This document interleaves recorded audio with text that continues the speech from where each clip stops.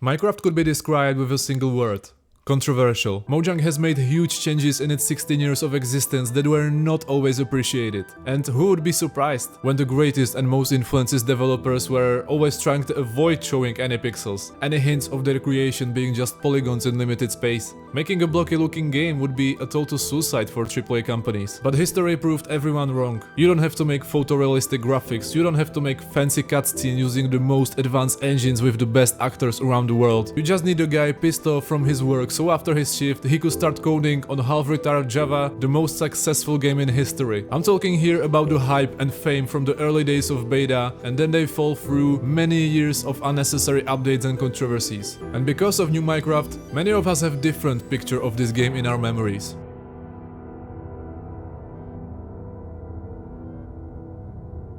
I personally started playing Minecraft on the most recent version you could get in that time, 1.7. And infamously, it's also the last version of Notch's era. Every new update, every change, every bug, everything what the Mojang screwed was thrown as a Notch's responsibility. Even though he actually wasn't the chief creative officer for a long time. That position was held by Jens Bergensten, or Jeb as you know him, and many people count that moment as a big downfall of Minecraft. The moment when the masterpiece has fallen into the hands of ultra big corpo. It has lost its original soul of Marcus person. But in my opinion, that's not true. Notch's idea of Minecraft probably came up in the best time in history, in the state where gaming industry was very different from today's one. In many aspects, video games were much more creative, we had much more freedom as a players, we are getting actually finished video games. But even that, many AAA titles were starting to give us some hints of commercializing the industry. Gaming was getting somehow more lame, because now the biggest titles already had the advantage of their predecessor like Battlefields, Call of Duties, even The Sims was a big thing back in the day. And combine it with the consoles getting more accessible for everyone, you will not get simply that well done products. Console players don't have such a high requirements, and many people to that day didn't have any experience with video games. But Notch was not kind of a person that would play these mainstream titles. He many times said himself that he enjoys playing adventures. He likes to explore different worlds with open endings where he could lose himself in time. Games that created some sense of a freedom, of power, like in Infiniminer or Dungeon Keeper. These titles were not exactly unsuccessful, but the sandbox retro genre never came into the spotlight. But that's obviously because the majority of players never wanted these games in the first place, right?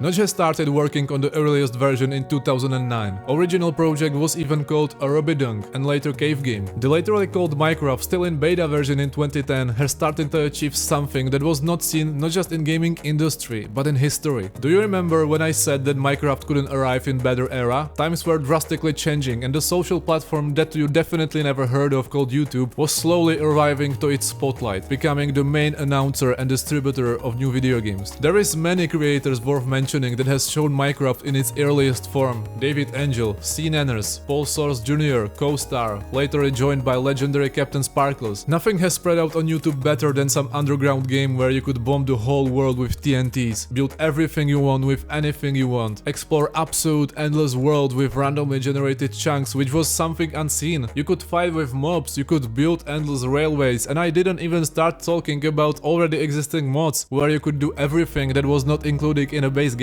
And that on the first glance seems very complicated, but you had these YouTubers that were explaining how everything works. We have seen a huge boom of tutorials, challenges, Herobrine fantasies that kept community alive. And by the way, you could do all of that with friends on one server, so you could build the most epic castles, houses, cars, planes, boats, whatever you wanted to. Minecraft was still on its start line, but the game itself was so alive before it actually officially released. Wherein still 2010, Minecraft was still in beta phase, but even that, Mojang has sold over 100,000 of copies in that time. And a year later, before the official release, it was over 1 million. These are bonkers numbers. It set a benchmark from the early age of its existence. However, some people went mad from the success of beta version. Faithful communities of other series claimed that game was unclear. And honestly, that's a fair point in my eyes, because back in the day, you didn't have any recipes explained in the game itself, but you had to find out how to craft and to do things on the internet. I found myself struggling how to make and craft that cool iron armor as all of these YouTubers had. But my 8-year-old me didn't understand attitude that I have to find that iron first and then bake it in my furnace, and then what should I even do with the crafting table? It was all these little details making Minecraft amongst many unpopular. These claimed sold copies were still inaccurate due to the big piracy of Minecraft. No one really knows how many people actually played the game in the era of 2010. We just know the fact that beta version created a tsunami wave of a new generation players that simply loved the creative potential of this game. Even many of us didn't actually understood the game itself. I'm not saying that adults were not hyped too, and if you are one of them, please let me know in the comments, because I would love to hear your stories, but better days were waiting for this pixelated surprise a year later. Because if beta accomplished the status of being the tsunami wave, the release of full 1.0 version Minecraft Java Edition in 2011 was atomic bomb.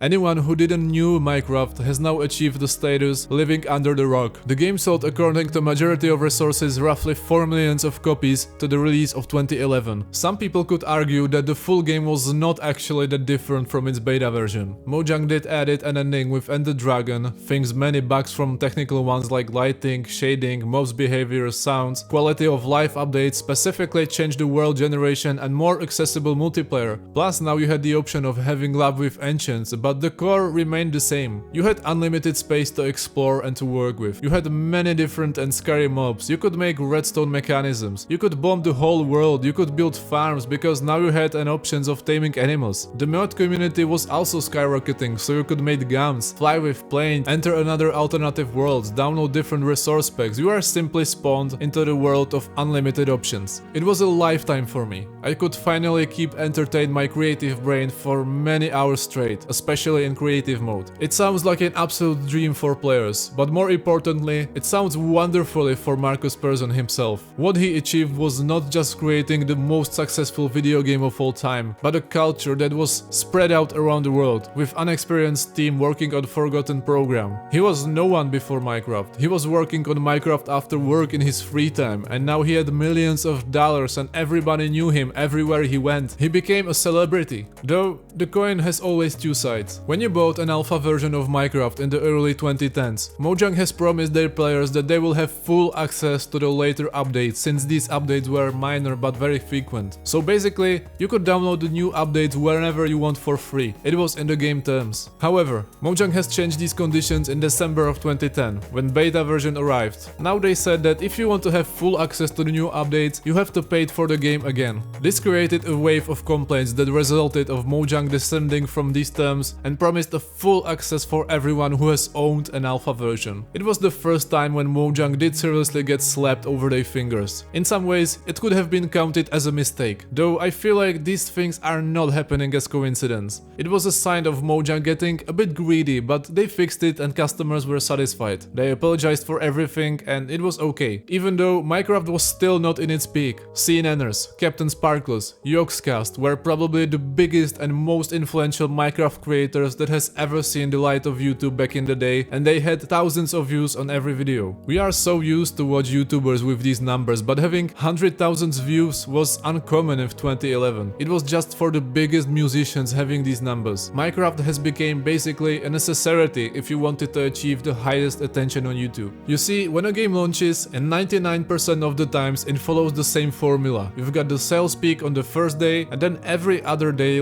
the sales are dropping drastically to a point where the sales go to only a couple of thousands of them in maximum on daily basis for a long time. However, you can look up for any graph of Minecraft sales and you could see that the Minecraft simply refused to die. The sales were just going up. In this point, Mojang could easily back up from this project, call it a day, and left the gaming industry because they made a disgusting amount of money. The game was 100% finished. Minecraft was now available on every platform you could think of, from Windows to macOS and Linux to every smartphone in this world.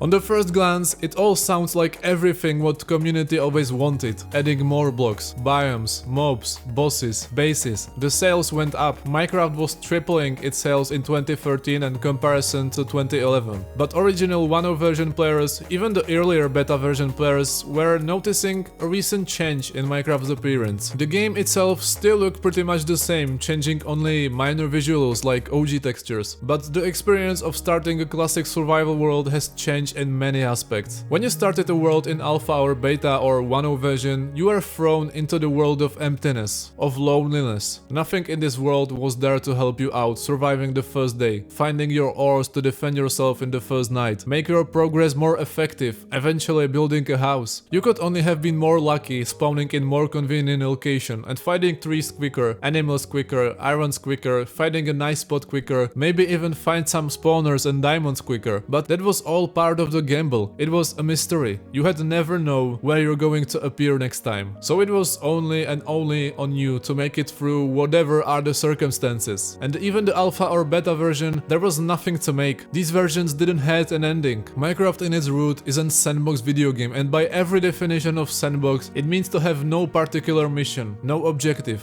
no ending. And the Ender Dragon does break this definition quite dramatically, because Mojang decided to put these credits after the game while releasing a deeply philosophical story of you as a player. Now, don't get me wrong, the story itself is in my eyes very complex and well made by any means. However, it kind of collides with the definition of what Minecraft was supposed to represent. Endless exploring of diverse world where you can get lost very quickly. Enjoyment of building your own house from scratch, from zero. Defending yourself with the best armor possible from scratch. Literally creating an empire from scratch. I think that's why we enjoy the original Minecraft so much as a community. We were not having an easy times. We had to search and fight for everything so we could build at least something cute that reminded us what these crazy YouTubers were posting on YouTube. Unfortunately, Mojang has also made a lot of different changes over time. In 1.7, you could find horses, which many people enjoyed because they could explore the world quicker. They were adding bases where you could find rare loot, including diamonds. You could find villagers that also had rare loot, and you could find food on various places rather than just killing animals spontaneously. Now you had a game that with every update gets easier and more friendly to a new player. Notch could really felt that pressure of players somehow unsatisfied with upcoming updates. The sales still went up. The Pocket Edition was getting even more popular than the classic PC version. Minecraft Train was not planning to stop anytime soon, and Microsoft certainly knew this fact. On one side you have burnout, depressed and frustrated godfather of Minecraft, and on the other hand you have Big Corpo ready to buy that game for so much money that it could keep alive the whole earth. So the deal was straight and simple. All rights to the Mojang for $2.5 billion.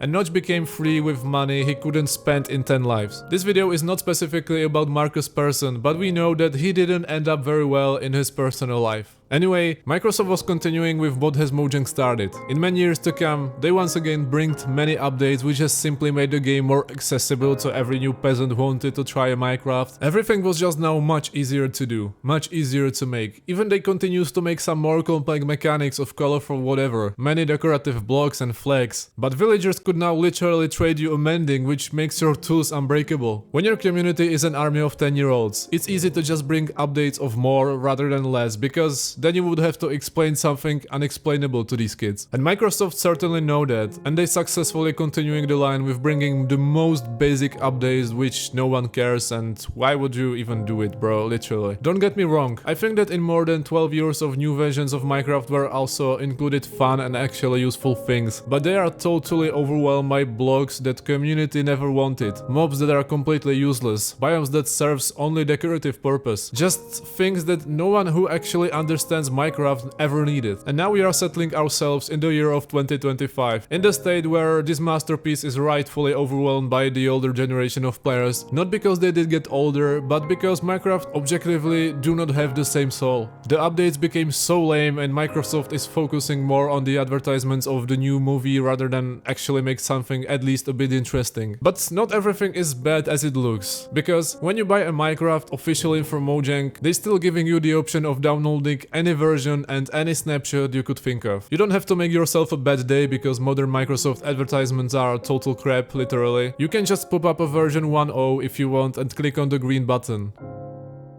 The story of Minecraft is showing us how many people do not actually get the grind, which not intended to, in my opinion. Although he was working on versions which I criticize in this video, but I just somehow cannot imagine that it was his decision to make these changes. Or maybe he was just listening to the people who were complaining the game was too hard and unclear. Only information close to that I was able to find out that Notch included Ender Dragon because his co-workers and fans were telling him to do so. We will probably never answer these questions if the Notch himself wouldn't come to some some big podcast again and didn't assert all of them. However, he still created a game that has influenced not just an industry, but when you have over 300 millions of sold copies, you had influenced the whole world. That's the legacy which Markus Persson will be famous for. Thank you so much for watching and have a nice day. Ratchet out.